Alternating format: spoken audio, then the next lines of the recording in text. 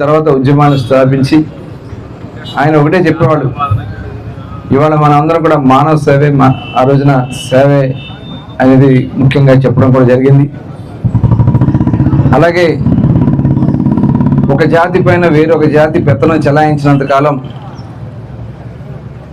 ఆ జాతులు అణగదొక్కబడతాయని చెప్పి భావించి ఆ రోజున మొట్టమొదటిసారి బ్రిటిష్ ప్రభుత్వంలో కూడా రిజర్వేషన్కి శ్రీకారం చుట్టినటువంటి వ్యక్తి కూడా జ్యోతిరావు పూలే గారని ఈ సందర్భంగా తెలియజేసుకుంటూ వారిని మరొకసారి మనం స్మరించుకుందాం.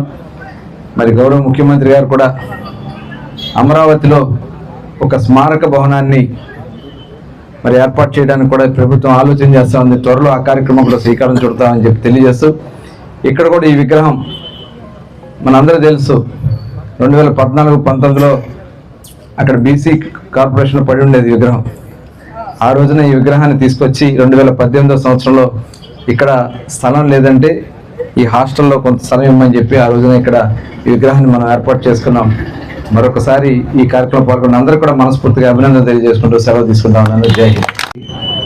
200వ జయంతి సందర్భంగా ఈరోజు మన మచిలీపట్నం వలందపాలెంలో ఉన్నటువంటి జ్యోతిరావు పూలే గారి విగ్రహాన్ని ఈరోజు పూలమాలలు వేసుకుని నివాళులు అర్పించుకోవడం జరిగింది. ఈ కార్యక్రమానికి ఆర్టీసీ చైర్మన్, మాజీ పార్లమెంట్ సభ్యులు గౌరవనీయులు పంకల నారాయణరావు గారు, అలాగే పెద్దలు గురపాటి గోపీచంద్ గారు, బొల్లయ్య గారు, అలాగే మన ముఖ్య అతిథిగా మన జిల్లా కలెక్టర్ గారు బాలాజీ గారు కూడా ఈ కార్యక్రమానికి రావడం జరిగింది.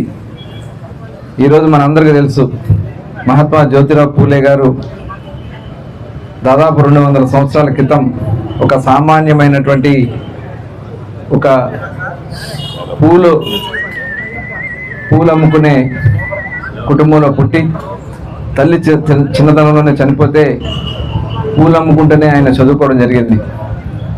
చదువుకున్నటువంటి సందర్భాల్లో స్కూల్లో కూడా ఆయన రానివ్వకుండా మరి ఆ రోజున బయట నుంచి ఆయన నుంచుని మిత్రుడి ద్వారా ఇచ్చినటువంటి దాంతో నేర్చుకుని భవిష్యత్ తరాలు అలాంటి ఇబ్బంది పడకూడదని చెప్పి ఆ రోజు ఆయన అనేక ఉద్యమాలు చేయడం జరిగింది. ఆయన జీవితకాలం మొత్తం కూడా పోరాటాలతోనే జరిగింది.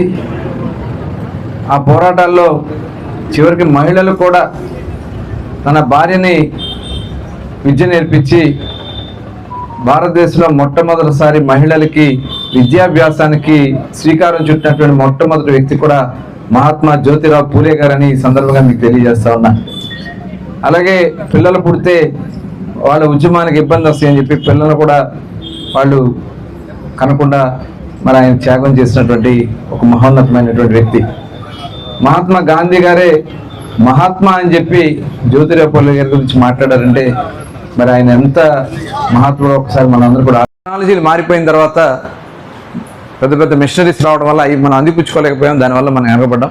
ఇవాళ అవన్నీ కూడా తీసుకెళ్ళడానికి, స్కిల్ డెవలప్మెంట్ కూడా తీసుకురావడానికి ఇవాళ కార్యాచరణ తయారు చేసుకున్నాం.